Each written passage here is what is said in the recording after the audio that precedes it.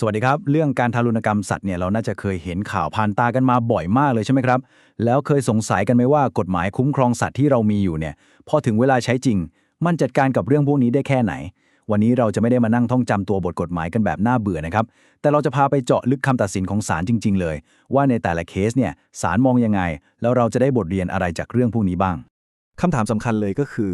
ไอ้เส้นแบ่งระหว่างการกระทำที่พอรับได้กับการทารุณกรรมเนี่ยมันอยู่ตรงไหนกันแน่เพื่อให้เข้าใจเรื่องนี้แบบถึงแก่นเลยนะฮะไม่มีอะไรดีไปกว่าการเรียนรู้จากคดีที่เกิดขึ้นจริงซึ่งวันนี้เราคัดเคสเด็ดๆที่น่าสนใจมาให้ดูกันครับ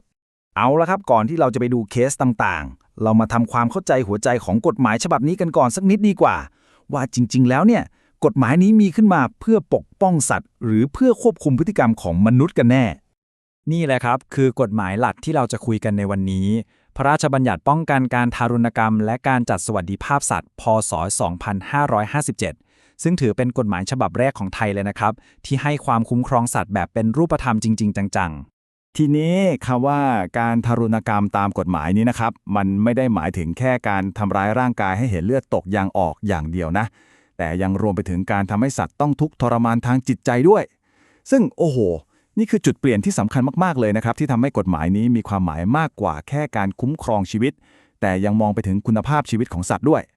ประเด็นแรกที่เราจะมาเจาะลึกกันเลยก็คือคำว่าโดยไม่มีเหตุอันสมควรเป็นวลีสั้นๆนะครับแต่ความหมายนี่ลึกซึ้งมากแล้วก็เป็นหัวใจสำคัญเลยที่ศาลใช้ในการพิจารณาว่าการกระทำนั้นน่ะผิดหรือไม่ผิดลองจินตนาการตามกันดูนะครับมีสุนัขตัวหนึ่งแค่เดินเข้ามาใกล้ๆร้านค้าแต่กลับถูกเจ้าของร้านใช้มีดฟันจนบาดเจ็บสาหัสนี่คือเรื่องจริงที่เกิดขึ้นในคดีตามคำพิพากษาศาลฎีกาที่1604/2561ครับ แน่นอนครับว่าศาลวินิจฉัยว่าการกระทำแบบนี้เนี่ยเป็นการทารุณกรรมที่ผิดกฎหมายอย่างชัดเจนเลยเพราะการที่สุนัขแค่เดินผ่านเนี่ยมันไม่สามารถนับเป็นเหตุอันสมควรที่จะไปทำร้ายมันอย่างรุนแรงขนาดนั้นได้เลยแม้แต่นิดเดียวนี่คือตัวบทกฎหมายมาตรา 20 ที่ศาลใช้อ้างอิงเลยครับจะเห็นว่ากฎหมายไม่ได้ห้ามการกระทำทุกอย่างต่อสัตว์นะแต่เน้นย้ำว่าต้องมีเหตุผลที่มันเหมาะสมรองรับซึ่งในเคสนี้การกระทำนั้นมันเกินกว่าเหตุไปมากเลยครับโอเคทำร้ายแบบไม่มีเหตุผลนี่ผิดแน่ๆแล้วถ้าเป็นการอ้างว่าทำไปเพื่อป้องกันตัวล่ะหรือป้องกันทรัพย์สินของเราล่ะครับแบบนี้จะถือเป็นเหตุอันสมควรหรือเปล่าเราไปดูคดีต่อไปกันเลยครับในคดีนี้นะครับจำเลยใช้ปืนยิงสุนัขโดยอ้างว่าสุนัขเข้ามาในบ้านแล้วก็อาจจะไปทำร้ายไก่ที่เลี้ยงไว้แวบแรกที่ฟังเนี่ยดูเหมือนจะเป็นการป้องกันทรัพย์สินที่มีเหตุผลใช่ไหมครับแต่ศาลมองต่างออกไปเราไปดูกันครับว่าเพราะอะไรจุดที่น่าสนใจมากๆของคดีนี้ก็คือการตีความคำว่าเท่าที่จำเป็นครับย้ำนะครับเท่าที่จำเป็นแม้กฎหมายจะอนุญาตให้ป้องกันอันตรายได้นะฮะแต่ต้องทำในระดับที่พอเหมาะพอควรกับสถานการณ์แต่ในความเป็นจริงคือสุนัขมันแค่เดินเข้ามาเฉยๆไม่ได้มีทีท่าว่าจะทำร้ายไก่เลยดังนั้นศาลก็เลยตัดสินว่าการใช้ปืนยิงสุนัขเนี่ยเป็นการกระทำที่เกินกว่าเหตุไม่เข้าข่ายข้อยกเว้นแต่ถือเป็นการทารุณกรรมซึ่งนี่คือบทเรียนสำคัญเลยนะครับที่ว่าการป้องกันตัวเนี่ยมันต้องสมส่วนกับภัยคุกคามที่เกิดขึ้นจริงเท่านั้นมาถึงประเด็นที่ค่อนข้างละเอียดอ่อนแล้วก็เป็นที่ถกเถียงกันมากที่สุดในสังคมเราเลยนั่นก็คือการฆ่าสัตว์เพื่อนำมาเป็นอาหารแบบนี้จะผิดกฎหมายคุ้มครองสัตว์ไหมเราไปหาคำตอบกันครับในคดีตามคำพิพากษาศาลฎีกาที่2795/2560มีการดำเนินคดีกับคนที่ฆ่าสุนัขเพื่อจะเอาเนื้อไปบริโภคนะครับซึ่งเป็นประเด็นที่สะท้อนให้เห็นถึงความแตกต่างทั้งทางวัฒนธรรมและความเชื่อในสังคมไทยเราเลย